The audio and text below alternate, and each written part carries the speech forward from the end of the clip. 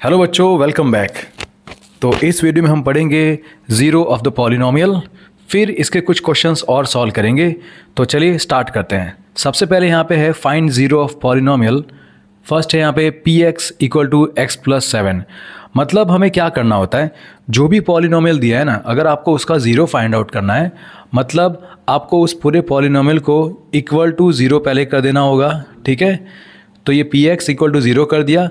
P x कितना है, x plus 7 है ना, तो आपका जो एक्स प्लस 7 होगा that is equal to zero. So X plus 7 अगर ज़ीरो है तो यहाँ पे जो प्लस 7 है ना, वो राइट साइड जाएगा तो क्या हो जाएगा, -7। सो आपका आंसर एक आ गया। इस इक्वेशन का मतलब इस पॉलिनोमियल का ज़ीरो क्या है, x इक्वल टू -7। अब देखते हैं दूसरा, जिसमें P x equal to 2x plus 3 है। सो आप क्या करेंगे, आप यहाँ पे लिखेंगे 2x प्लस 3 इक्वल टू 0। ठीक है, आपको x की वैल्यू फाइंड आउट करनी है। ठीक है, तो यहाँ पे 2x रहेगा और ये जो +3 है ना, ये +3 जाएगा राइट साइड तो बन जाएगा -3। ठीक है बेटा, अब यहाँ पे ये जो 2 है वो x के साथ मल्टीप्लाई हो रहा है ना, तो इस तरफ जब जाएगा तो क्या होगा, डिवाइड होगा। सो 2 यहाँ से राइट साइड जाएगा तो क्या होगा, डिवाइड होगा। सो आपको x की वैल्यू कितनी मिली, x इक्वल टू -3/2। क्लियर। अब देखते हैं आगे, P x equal to x/2 plus 7। तो यहाँ पे अगर ज़ीरो फाइंड आउट करना है तो आप क्या करेंगे, आप यहाँ पे लिखेंगे x/2 प्लस 7 इक्वल टू 0। उसके बाद x/2 आप रहने दीजिए और जो +7 है ना वो जाएगा राइट साइड। +7 राइट साइड जाएगा तो क्या बनेगा, -7। अब यहाँ पे x जो है, x के साथ 2 जो है वो डिवाइड हो रहा है बच्चों, डिवाइड हो रहा है ना, तो जब राइट साइड जाएगा तो क्या होगा, मल्टीप्लाई होगा। सो -7 इंटू 2 हो जाएगा और यहाँ पे x बचेगा। सो x की वैल्यू क्या आएगी, -14। तो इस तरह से हमने ज़ीरो फाइंड आउट किया। ठीक है, यहाँ पे इस पॉलिनोमियल का ज़ीरो क्या है, x इक्वल टू -14, और P x equal to 2x plus 3 का ज़ीरो क्या है, -3/2, और x प्लस 7 का ज़ीरो क्या है, -7। आई थिंक आपको ये समझ में आ गया होगा। ये सिर्फ एक रिवीजन टाइप क्वेश्चन है जिसमें आपको पता चले कि यार इस चैप्टर में इस तरह के क्वेश्चन आते हैं। अब आगे देखते हैं।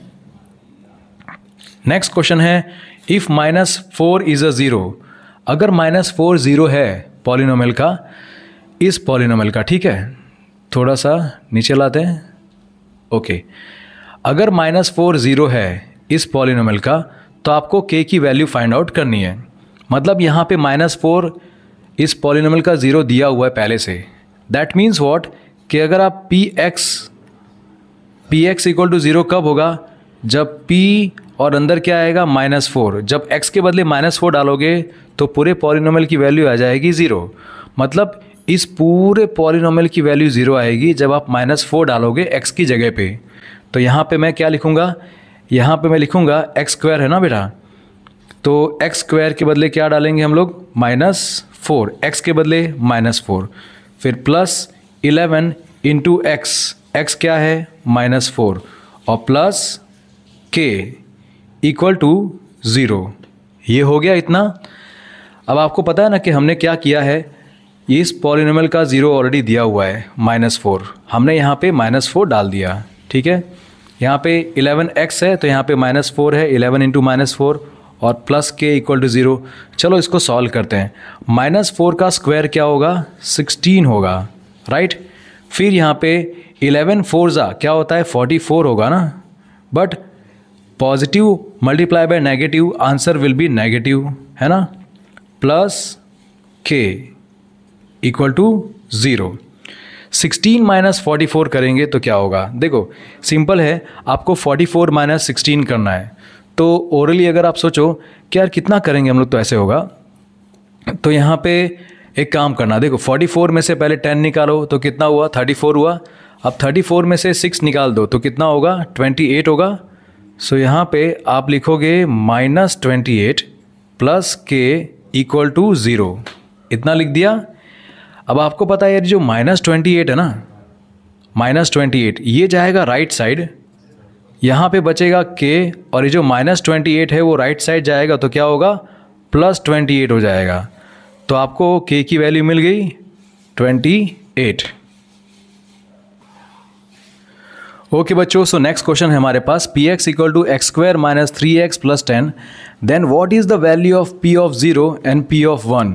इसका मतलब पता है क्या होता है कि आपको पूछा है कि अगर ये पॉलिनोमियल है तो इसमें p ऑफ 0 अगर करोगे तो क्या होगा, मतलब x के बदले अगर आप 0 डालोगे तो इस पूरे का आंसर क्या आएगा, या फिर अगर आप x के बदले 1 डालते हो इस पूरे में तो क्या आंसर आता है। चलो देखते हैं, पहले p ऑफ 0 फाइंड आउट कर लेते हैं बेटा। p ऑफ 0 पॉलिनोमियल क्या है, एक्स स्क्वायर, एक्स के बदले आपको 0 डालना है, ठीक है, माइनस 3x, एक्स के बदले 0 प्लस 2, तो 0 का स्क्वायर 0 होता है, माइनस 3 इंटू 0 वो भी 0 होगा, यहाँ पे प्लस 2, तो आपको पता है आंसर क्या आया, प्लस 2 आया। सो p ऑफ 0 कितना आया, प्लस 2 आया। ओके, अब देखते हैं आगे p ऑफ 1 देखते हैं क्या होता है।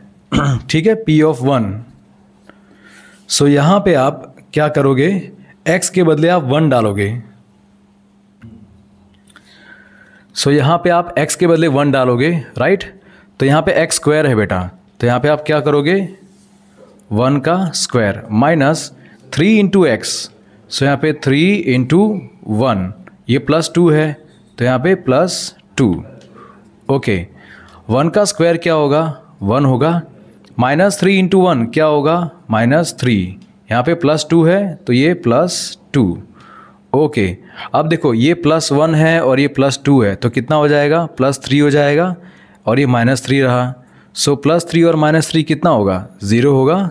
सो p ऑफ 1 इक्वल टू कितना आंसर आया, 0 आया।